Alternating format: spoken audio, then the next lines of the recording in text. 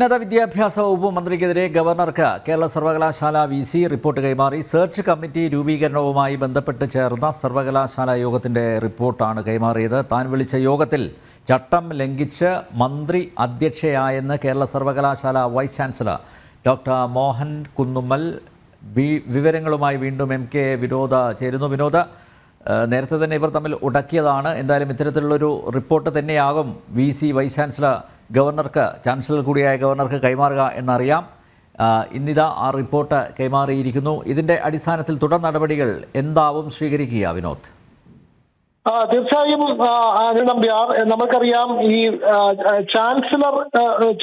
ഈ യൂണിവേഴ്സിറ്റിയുടെ ചാൻസലർ കൂടിയായ ഗവർണർക്കാണ് കേരള സർവകലാശാല വൈസ് ചാൻസലർ ഈ റിപ്പോർട്ട് കൈമാറിയിരിക്കുന്നത്. വൈസ് ചാൻസലറുടെ പദവിയാണ് നിലവിൽ ഉന്നത വിദ്യാഭ്യാസ മന്ത്രി R ബിന്ദുവിനുള്ളത്. ഈ സെർച്ച് കമ്മിറ്റിയുടെ ഒരു യോഗം വിളിച്ചപ്പോൾ ആ യോഗത്തിലേക്ക് പ്രത്യേക മുന്നറിയിപ്പ് കൂടാതെ ഈ ഉന്നത വിദ്യാഭ്യാസ മന്ത്രി കടന്നു വരികയും ആ യോഗത്തിന്റെ അധ്യക്ഷ പദവി നിർബന്ധപൂർവ്വം ഏറ്റെടുക്കുകയും ആ യോഗം നിയന്ത്രിക്കുകയും അജണ്ട തീരുമാനിക്കുകയും ഒക്കെ ചെയ്തിരുന്നു.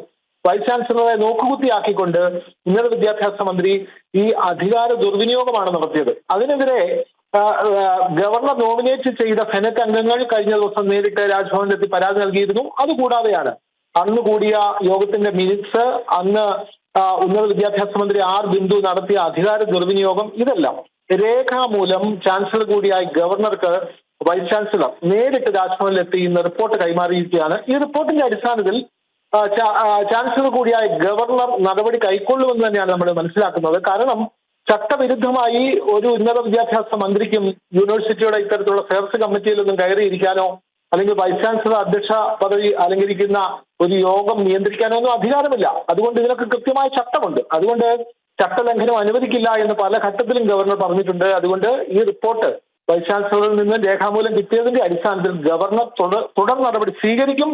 അല്ലെങ്കിൽ അന്നത്തെ യോഗത്തിന്റെ തീരുമാനങ്ങൾ റദ്ദാക്കുന്നതടക്കമുള്ള നടപടികളിലേക്ക് പോകാനുള്ള സാധ്യത വളരെ കൂടുതലാണ്.